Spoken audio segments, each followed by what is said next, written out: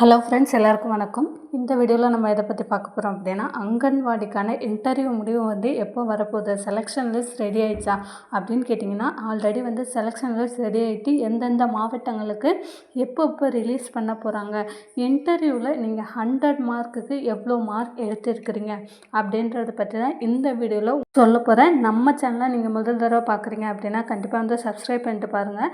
அப்போ தான் நான் ரெகுலராக போடுற வீடியோ உங்களுக்கு நோட்டிஃபிகேஷனாக வரும். இப்போ வாங்க நம்ம வீடியோக்குள்ளே போகலாம். அதாவது பார்த்திங்க அப்படின்னா, அங்கன்வாடி இன்டர்வியூ பார்த்திங்க அப்படின்னா எல்லா மாவட்டங்களும் ஆல்மோஸ்ட் பார்த்திங்கன்னா நடந்து முடிஞ்சிருச்சு. இன்னும் ஒரு சில மாவட்டங்கள் மட்டும் பார்த்திங்க அப்படின்னா நடந்துக்கிட்டு இருக்கு. இதுக்கு நிறைய பேர்ஸ் கமெண்ட் பண்ணுறீங்க, எப்போ எங்கள் டிஸ்ட்ரிக்க்கு ரிசல்ட் வரும் அப்படின்னு சொல்லிட்டு. இன்னும் ஒரு சில டிஸ்ட்ரிக்ஸ் முடியாததுனால கொஞ்சம் வெயிட் பண்ணுறேங்க.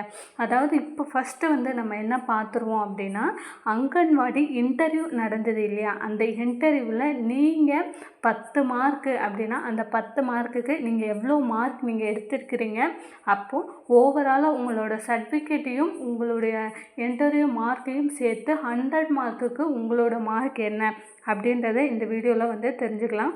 இன்டர்வியூவுக்கு எல்லாருமே போயிருப்பீங்க. அதாவது ஒவ்வொரு மாவட்டங்களையும் ஒவ்வொரு விதமான இன்டர்வியூ நடந்தது, ஒவ்வொரு விதமான கேள்விகள் கேட்டாங்க. உங்களுக்கு தெரியும் நீங்கள் எப்படி இன்டர்வியூ அட்டன் பண்ணியிருக்கீங்க. இப்போ ஒரு 10 கொஸ்டின்ஸ் கேட்குறாங்க அப்படின்னா அந்த 10 கொஸ்டினில் நீங்கள் எத்தனை கொஸ்டின்ஸ்க்கு ஆன்சர் பண்ணியிருக்கீங்க அப்படின்றத பொறுத்து தான் அவங்க ஒரு மார்க் போடுவாங்க. இப்போ 10 கொஸ்டின் கேட்குறாங்க, 10 கொஸ்டினில் 5 மார்க்கு நீங்கள் எடுத்திருக்கீங்க, அதாவது 5 கேள்வி சரியான பதில் சொல்லியிருக்கீங்க அப்படின்னா கண்டிப்பாக அந்த 5 மார்க்கு, அப்போது 5 மார்க்கு அப்படின்றத அவங்க 25 கன்வெர்ட் பண்ணிப்பாங்க.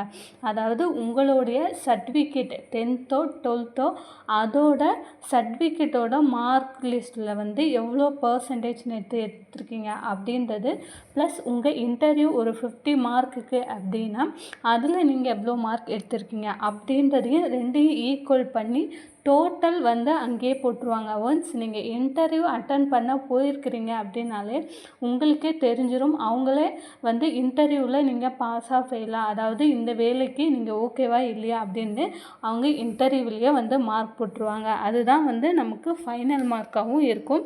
இன்டர்வியூ நான் நல்லாவே அட்டன் பண்ணியிருக்கேன். அவங்க 10 கொஸ்டின் கேட்டாங்க, நான் 8 கொஸ்டின்ஸ் நான் ஆன்சர் பண்ணியிருக்கேன். இல்லை 10 கொஸ்டின் கேட்டாங்க, நான் எல்லாருக்குமே ஆன்சர் பண்ணேன். ஒரு சிலர் குட்மா ஓகே வெரி குட் அந்த மாதிரி நிறைய விஷயங்கள் நல்ல விதமாக பேசியிருப்பாங்க. அப்போவே தெரியும் நீங்கள் செலக்ட் ஆகிட்டீங்க அப்படின்றது. ஸோ அவங்க என்ன மாதிரி ரியாக்ட் பண்ணியிருக்கிறாங்கன்றதை பொறுத்து தான் நம்மளுடைய வேலை அமையும்.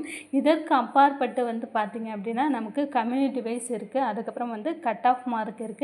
அதையுமே நான் உங்களுக்கு சொல்கிறேன். ஃபர்ஸ்ட் ஆஃப் ஆல் இதை தெரிஞ்சுக்கோங்க, நீங்கள் என்ன மாதிரி இன்டர்வியூ அட்டன் பண்ணியிருக்கீங்க, நல்லா அட்டன் பண்ணியிருக்கீங்களா, அவங்களோட ரியாக்ஷன், நீங்கள் இன்டர்வியூ அட்டன் பண்ணி முடித்தோன்னே அவங்களோட ரியாக்ஷன் என்ன மாதிரி இருந்தது, அதை பொறுத்து தான் உங்களுக்கு மார்க் போடுவாங்க.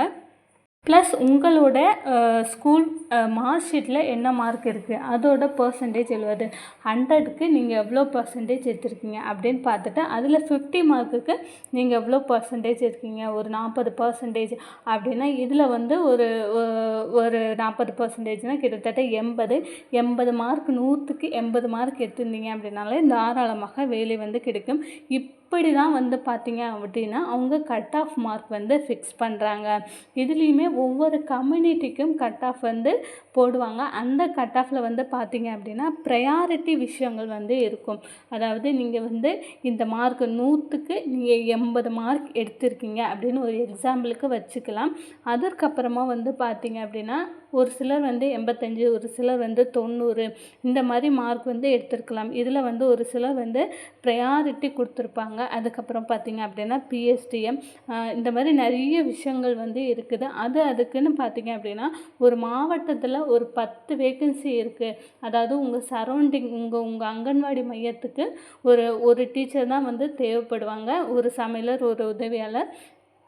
அப்படி இருக்கச்ச ஒரு ஒரு மாவட்டத்தில் ஒரு 15-20 வேக்கன்சி இருக்குது அப்படின்னா ஒரு 10 வேக்கன்சி பார்த்திங்க அப்படின்னா ப்ரையாரிட்டி இல்லாதவங்களுக்கும், இன்னொரு 10 வேக்கன்சிஸ் பார்த்திங்க அப்படின்னா ப்ரையாரிட்டி விடோ இந்த மாதிரியான பர்சன்ஸ் அதர் பர்சனுக்கும் ஒதுக்குவாங்க. ஸோ இதில் தான் பார்த்திங்க அப்படின்னா நமக்கு மார்க்கு ஃபிக்ஸ் பண்ணுவாங்க.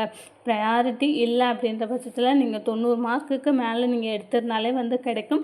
நம்மளோட பெர்ஃபார்மன்ஸ் வந்து நம்ம எப்படி பண்ணியிருந்தோம் அப்படின்றது ரொம்ப ரொம்ப முக்கியம். கண்டிப்பாக வந்து இன்டர்வியூவில் நம்ம எப்படி பிஹேவ் பண்ணோம், நம்மளோட செல்ஃப் இன்ட்ரடக்ஷன்ஸ் எப்படி கொடுத்தோம், அப்புறம் நம்ம எவ்வளோ கைண்டாக நடந்துக்கிட்டோம் அப்படின்றதையுமே அவங்க வந்து உங்களை கண்டிப்பாக செக் பண்ணி பார்த்துருப்பாங்க.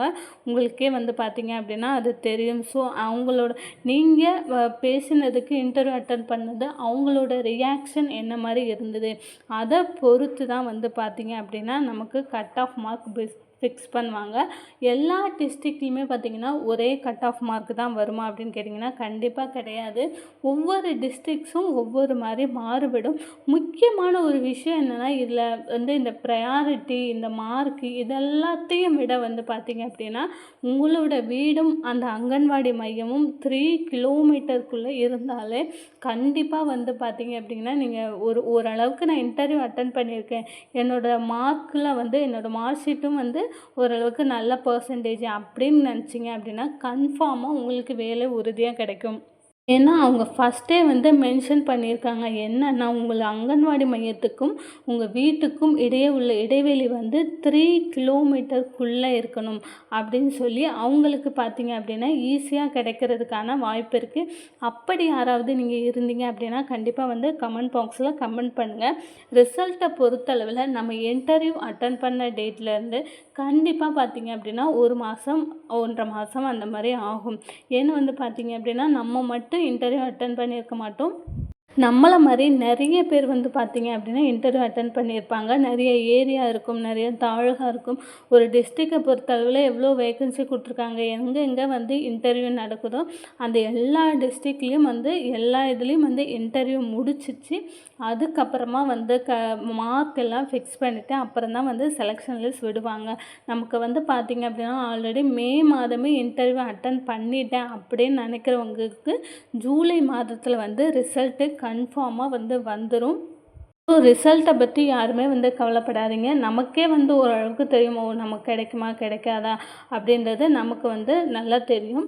ஸோ ஜூனில் அட்டன் பண்ணவங்களுக்கு கண்டிப்பாக ஆகஸ்ட் அந்த மாதிரி கூட ஆகலாம். ஏன்னா பார்த்திங்கன்னா எல்லாருக்குமே வந்து எல்லா தாலுகாலையும் இன்டர்வியூ அட்டன் பண்ண எல்லாருக்குமே வந்து நம்ம வந்து ஃபிக்ஸ் பண்ணி மார்க்கு ஃபிக்ஸ் பண்ணி அப்புறம் ப்ரையாரிட்டி எல்லாம் வந்து எடுத்து எல்லாம் பண்ணி இந்த ப்ராசஸ் பண்ணுறதுக்கு வந்து பார்த்திங்க கண்டிப்பாக வந்து 1 மாதத்துலேருந்து 2 மாதம் கூட அவங்க எடுத்துப்பாங்க. அதனாலேயே வந்து பார்த்திங்க அப்படின்னா கொஞ்சம் டிலே ஆகுது. இது வந்து பார்த்திங்க அப்படின்னா எல்லா இடத்துலையும் நடக்கக்கூடிய ஒரு விஷயந்தான். ஒன்ஸ் நமக்கு செலெக்ஷன் லிஸ்ட் வந்துச்சு அப்படின்னா கண்டிப்பாக வந்து நம்மளை சிவி சர்டிஃபிகேட் வெரிஃபிகேஷன்ஸ்க்கு கண்டிப்பாக கூப்பிடுவாங்க. அப்போ வந்து பார்த்திங்க அப்படின்னா நம்ம என்னென்ன மார்க் ஷீட்டு வந்து கொடுத்தோமோ அது எல்லாமே ஒரிஜினல் வந்து நம்ம சப்மிட் பண்ணுற மாதிரி இருக்கும். ப்ரையாரிட்டியாக இருக்கட்டும், மார்க் ஷீட்டாக இருக்கட்டும், கம்யூனிட்டி சர்டிஃபிகேட்டாக இருக்கட்டும், என்னென்ன விஷயங்கள்லாம் நீங்கள் கொடுத்தீங்களோ அது எல்லாமே நீங்கள் ஒரிஜினலாக சப்மிட் பண்ணணும். இந்த வீடியோ உங்களுக்கு பிடிச்சிருந்தா நம்மளோட சேனலை வந்து சப்ஸ்கிரைப் பண்ணுங்கள். உங்களுக்கு ஏதாவது டவுட் இருந்தால் கமெண்ட் பாக்ஸில் கமெண்ட் பண்ணுங்கள். தேங்க்யூ.